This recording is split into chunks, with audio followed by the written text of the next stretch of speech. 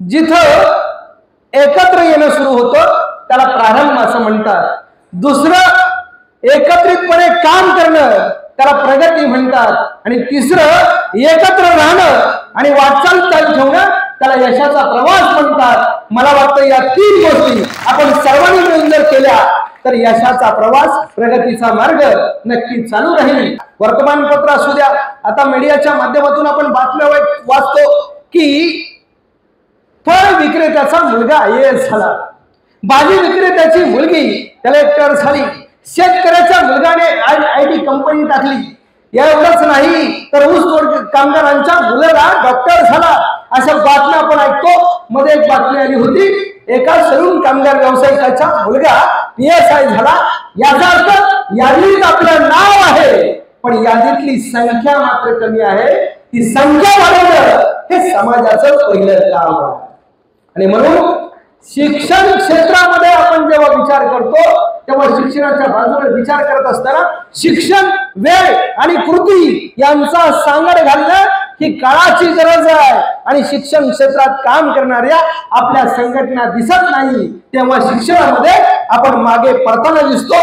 शिक्षण घेणं ही वेगळी गोष्ट आहे पण शिक्षणाचा योग्य वापर करणं ही त्याहून महत्वाची गोष्ट आहे। विचार करून बघा, आपण दिवा कुठे लावतो? जिथं अंधार आहे तिथं। जर दिवा लावण्यासाठी आपल्याला अंधाराची गरज लागत असेल तर आपण जिथं जाणार आहोत तिथं आपली गरज आहे का?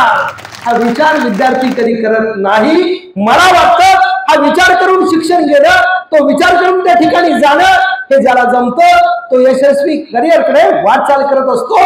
म्हणून शिक्षण, कृती आणि वेळ यांची सांगड घालणं गरजेचं आहे।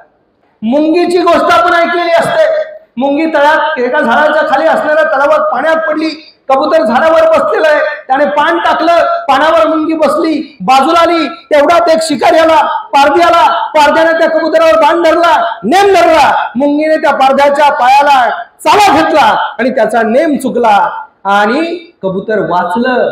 ही गोष्ट आपण सगळे ऐकतो पण परिस्थिती अशी आहे, जेव्हा पुन्हा पुन्हा मुंगी पाण्यात पडते तेव्हा झाडावर बसलेल्या कबुतराला वाटतं किती वेळा मुंगीला वाचवायचं। म्हणून एक दिवस ती पाण्यात पडलेली मुंगी कबुतराने पाहिलं पण पान टाकलं नाही। मुंगी त्या पाण्यात बुडून बुडून मरण पावली। तेवढ्यात तो पारधी शिकारी आला, त्याने त्या कबुतरावर नेम धरला परंतु तो नेम चुकवायला चालणारी मुंगी तिथे नव्हती, कबुतरावर नेम धरला आणि बाण लागला, कबूतरही पाण्यात पडलं, मेलं। मुंगी मेली, कबूतर मेलं। त्या बघणाऱ्या आणि ज्या झाडावर कबूतर बसलं, ज्या झाडाखाली पाण्यात मुंगी होती ते झाड हे सगळं बघत होतं, त्या झाडाला वाईट वाटलं, दुःख झालं।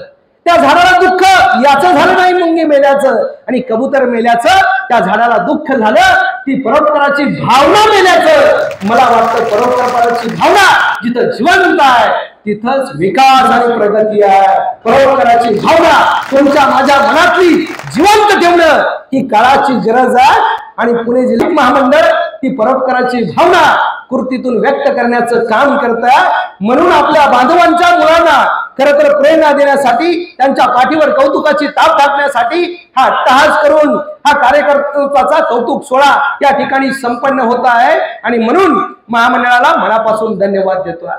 दुसरी महत्वाची गोष्ट आहे, पालकांना मुलांसाठी देण्यासाठी वेळ आहे की नाही हा एक प्रश्न आहे। बऱ्याच वेळा आपले बांधव काम करताना दिसतात तेव्हा कुटुंबासाठी आणि येणाऱ्या काळामध्ये आपल्या मुलांना वेगवेगळ्या क्षेत्रात घालण्यासाठी नेमका वेळ कोण किती देतो हा सुद्धा प्रश्न पडतो।